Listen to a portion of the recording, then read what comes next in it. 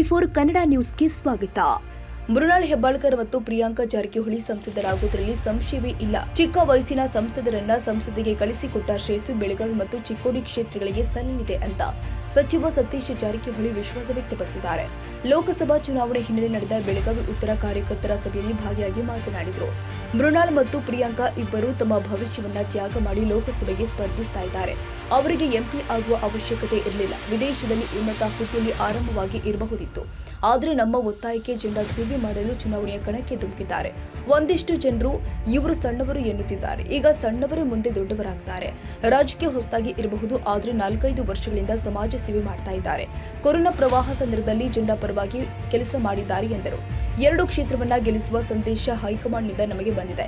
50 ವರ್ಷದಲ್ಲಿ ಅನೇಕ ಅಭಿವೃದ್ಧಿ ಮಾಡಿದ್ದೇವೆ. ಜನರ ಜೀವನ ಮಟ್ಟ ಎತ್ತರಿಸಿದ್ದೇವೆ. ಈಗ ನಮ್ಮ ಸರ್ಕಾರ ಜಾರಿಗೆ ತಂದಿರುವ ಗ್ಯಾರಂಟಿ ಯೋಜನೆಗಳ ಲಾಭದ ಬಗ್ಗೆ ಜನರಿಗೆ ಮನವರಿಕೆ ಮಾಡಿಕೊಡುವ ಕೆಲಸವನ್ನ ಕಾರ್ಯಕರ್ತರು ಮಾಡಬೇಕು. 10 ವರ್ಷಗಳ ಮೋದಿ ಸರ್ಕಾರದ ವೈಫಲ್ಯವನ್ನ ಜನರಿಗೆ ತಿಳಿಸಬೇಕು ಅಂತ ಸತೀಶ್ ಜಾರಕಿಹೊಳಿ ಕರೆ ಕೊಟ್ಟಿದ್ದಾರೆ. ಬಿಜೆಪಿಯವರು ನೀಡಿದ ಒಂದೇ ಒಂದು ಭರವಸೆ ಈಡೇರಿಸಿಲ್ಲ. ಬುಲೆಟ್ ಟ್ರೈನ್, ರೈತರ ಆದಾಯ ದ್ವಿಗುಣ, ಪ್ರತಿಯೊಬ್ಬರಿಗೆ 15 ಲಕ್ಷ ರೂಪಾಯಿ, ಸ್ವಿಸ್ ಬ್ಯಾಂಕ್ನಿಂದ ಕಪ್ಪು ಹಣ ವಾಪಸ್ ತರುವುದು ಸೇರಿ ಅನೇಕ ಭರವಸೆ ಕೊಟ್ಟಿದ್ರು. ಆದರೆ ಏನೂ ಮಾಡಿಲ್ಲ. ಮಹಿಳೆಯರು, ಬಡವರು, ಎಸ್ಸಿ ಎಸ್ಟಿಗಳಿಗೆ ಏನು ಮಾಡಿದ್ದಾರೆ? ಪುಷ್ಪಕ ವಿಮಾನದ ಕತೆ ಅಷ್ಟೇ ಅಂತ ಹೇಳಿದ್ದಾರೆ. ಜಲಾಶಯ, ಇಸ್ರೋ, ವಿಶ್ವವಿದ್ಯಾಲಯ, ಐಐಟಿ ಸೇರಿ ಅನೇಕ ಸಂಸ್ಥೆಗಳನ್ನ ಕಟ್ಟಿದ್ದು ಕಾಂಗ್ರೆಸ್ ಮಾಡಿದ ಅಭಿವೃದ್ಧಿಯಿಂದ ಇಂದು ಭಾರತ ವಿಶ್ವಗುರು ಆಗಿದೆ ಎಂದರು. ಭವಿಷ್ಯವನ್ನ ತ್ಯಾಗ ಮಾಡಿ ಇಲ್ಲಿ ಬಂದಿದ್ದಾರೆ ಅವರು. ನಾವು ಗೆಲ್ಲಿಸಲಿಕ್ಕೆ ಅವ್ರನ್ನ ಹಿಡ್ಕೊಂಡ್ ಬಂದಿದ್ವಿ ಇಲ್ಲಿ. ಅದಕ್ಕಾಗಿ ಭಾಳ ಜನ ಹೇಳಿದ್ರು ಕೂಡ ಅವ್ರು ನಮ್ಮ ಪರವಾಗಿ ಕೆಲಸ ಮಾಡ್ತಾರೆ. ಜನ ಅವ್ರು ಒಪ್ಪಿದ್ದಾರೆ. ಸರ್ವೇದಲ್ಲಿ ಅವ್ರ ಹೆಸರು ಬಂದಿದೆ. ನಾವೇನು ನಿಲ್ಸ್ ಅಂತ ಹೇಳಿಲ್ಲ. ಸರ್ವೇದಲ್ಲಿ ಹೆಸರು ಬರೋದ್ರಿಂದ ನಮಗೂ ಒತ್ತಾಯ ಮಾಡಿದ್ದಾರೆ, ಇಬ್ಬರು ಹೆಸರು ಬರೋದ್ರಿಂದ. ಸೊ ನಿಮ್ಮ ಕೆಲಸ ಪಾತ್ರ ಭಾಳ ಮುಖ್ಯ.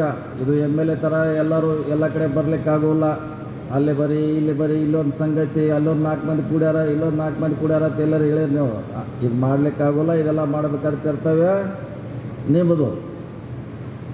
ಅವ್ರ ಬಗ್ಗೆ ಹೇಳೋದಾಗಲಿ, ಪಕ್ಷದ ಸಿದ್ಧಾಂತ ಹೇಳೋದಾಗಲಿ, ಕಾಂಗ್ರೆಸ್ಸಿನ ಅಭಿವೃದ್ಧಿ ಹೇಳೋದು ಜವಾಬ್ದಾರಿ ನಿಮ್ಮದು. ಅವ್ರು ಭಾಳಾರ ಇನ್ನೊಂದು ಕಡೆ ಬರ್ಬೋದು.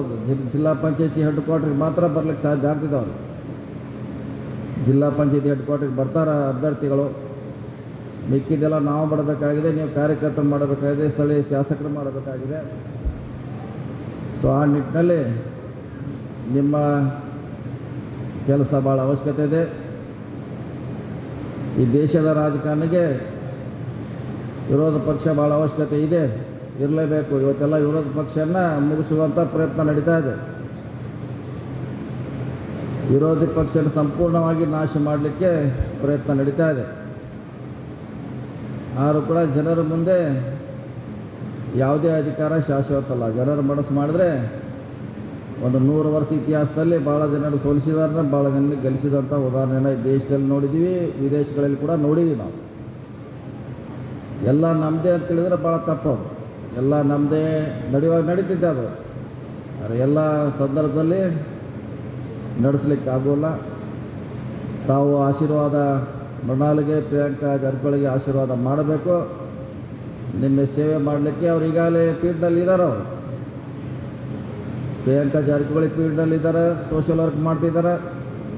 ಮೃಣಾಲ್ ಕೂಡ 4 ವರ್ಷದಿಂದ ಅವ್ರ ಕಾನ್ಸ್ಟಿಟ್ಯೂನ್ಸಿಯಲ್ಲಿ ಕೆಲಸ ಮಾಡ್ತಿದ್ದಾರೆ. ಅವರು ಏನು ಹೊಸವಾಗಿ ಏನಲ್ಲ. ರಾಜಕೀಯ ಹೊಸವಾಗಿರ್ಬೋದು, ಸಮಾಜ ಸೇವೆ, ನಿಮ್ಮ ಸಮಸ್ಯೆಗಳನ್ನು ಮಾಡಲಿಕ್ಕೆ ಹೊಸದಲ್ಲ. ಅದು ಆಲ್ರೆಡಿ ಫೀಲ್ಡಲ್ಲಿ 4-5 ವರ್ಷದ ಕೆಲಸ ಮಾಡ್ತಿದ್ದಾರೆ.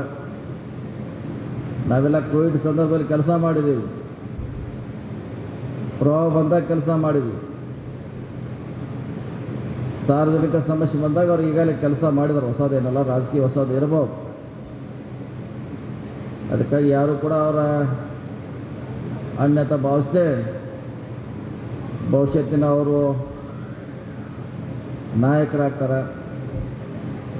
ಇವತ್ತಿನ ರಾಜಕೀಯ ವ್ಯವಸ್ಥೆಯಲ್ಲಿ ಗೆಲ್ಲೋದು ಅನಿವಾರ್ಯ ಇದೆ. ತಾವೆಲ್ಲ ಖಂಡಿತವಾಗಿ ಆಶೀರ್ವಾದ ಮಾಡಿ, ಮತ್ತು ಬೇರೆ ಬೇರೆ ಸಭೆ ಆದಾಗ ಅಲ್ಲಿ ಬರ್ತೀವಿ. ಸಾಧ್ಯ ಆದಷ್ಟು ನಿಮ್ಮನ್ನು ಭೇಟಿಯಾಗಲಿಕ್ಕೆ ಪ್ರಯತ್ನ ಮಾಡ್ತೀವಿ. ಸೊ ಕಾಂಗ್ರೆಸ್ಸಿನ ಗುರುತ ಹಸ್ತಕ್ಕೆ ತಾವೆಲ್ಲ ಆಶೀರ್ವಾದ ಮಾಡೋ ಮೂಲಕ ಮತ್ತೊಮ್ಮೆ ಸಾಮಾಜಿಕ ನ್ಯಾಯದ ಪರವಾಗಿ ತಾವು ನಿಲ್ಲಬೇಕಂತ ಕಾಂಗ್ರೆಸ್ ಪಕ್ಷದ ಪರವಾಗಿ ಹೆಬ್ಬಾಳ್ಕರ್ ಪರವಾಗಿ ವಿನಂತಿಯನ್ನು ಮಾಡ್ತಾ ರಾಜೇಶ್ ಶೇಟ್ ನೇತೃತ್ವದಲ್ಲಿ ಉತ್ತರದಲ್ಲಿ ತಾವು ಕೆಲಸ ಮಾಡಿ ಏನು ನಮ್ಮ ಎಮ್ ಎಲ್ ಎಗಳಿದ್ದಾರೆ ಅವ್ರ ನೇತೃತ್ವದಲ್ಲಿ ಅಲ್ಲಿ ಕೆಲಸ ಮಾಡ್ತೀವಿ. ಗೆಲ್ಲೋದ್ರಲ್ಲಿ ಯಾವ ಸಂಶಯನೇ ಇಲ್ಲ. ಮರಳಲ್ಲಿ ತಮ್ಮ ಎಂ ಪಿ ಆಗೋದ್ರಲ್ಲಿ ಯಾವ ಸಂದೇಶ ಇಲ್ಲ. ಸಂದೇಶ ಇಟ್ಟುಕೊಳ್ಳೋಕ್ಕೆ ಹೋಗಬೇಡಿ ನೀವು. ಯಾಕಂದರೆ ಈಗಾಗಲೇ ನಮ್ಮ ಎದುರಾಳಿಯಲ್ಲಿ ಅವ್ರ ಮನೆಗೆ ಅವರೇ ಬೆಂಕಿ ಹಚ್ಚಿದ್ದಾರೆ, ನಾವೇನು ಹಚ್ಚಿಲ್ಲ. ಅವರೇ ಒದರಾಡತ್ತಾರ. ನಮ್ಮ ಎದುರಾಳಿ ಅಂಕಣದಲ್ಲಿ ಅವರೇ ಬೆಂಕಿ ಹಚ್ಚಿ ಅವರೇ ಒದರಾಡತ್ತಾರ, ಕೂಗಾಟ ಚೀರಾಟ ಮಾಡತ್ತಾರ. ಅದನ್ನು ನಂದಿಸೋಳಗೆ ನಮ್ಮ ಎಲೆಕ್ಷನ್ ಮುಗಿದು ಹೋಗಿರ್ತೈತೆ. ಅದಕ್ಕಾಗಿ ನೀವು ಎಲೆಕ್ಷನ್ ಕಡೆ ಗಮನ ಕೊಡಿ, ನಮ್ಮ ಅಭಿವೃದ್ಧಿ ಪ್ರಚಾರ ಮಾಡಿ. ನಮ್ಮ ಗ್ಯಾರಂಟಿ ಇರ್ಬೋದು, ಸಿದ್ದರಾಮಯ್ಯನವರ ಡಿ ಕೆ ಶಿವಕುಮಾರ್ ಆಡಳಿತ ಇರ್ಬೋದು, ಅದನ್ನು ಹೇಳುವಂಥ ಪ್ರಯತ್ನ ಮಾಡಿ ಅತಿ ಚಿಕ್ಕ ವಯಸ್ಸಿನ ಇಬ್ಬರನ್ನ ಪಾರ್ಲಿಮೆಂಟ್ ಕಳಿಸುವಂಥ ಶ್ರೇಷ್ಠ ಚಿಕ್ಕೋಡಿ ಬೆಳಗಾವಿಗೆ ಬರಲಿ ಅಂತೇಳಿ ನನ್ನ ಮಾತು ಮುಗಿಸಿ ನಮಸ್ಕಾರ ಎಲ್ಲರಿಗೂ.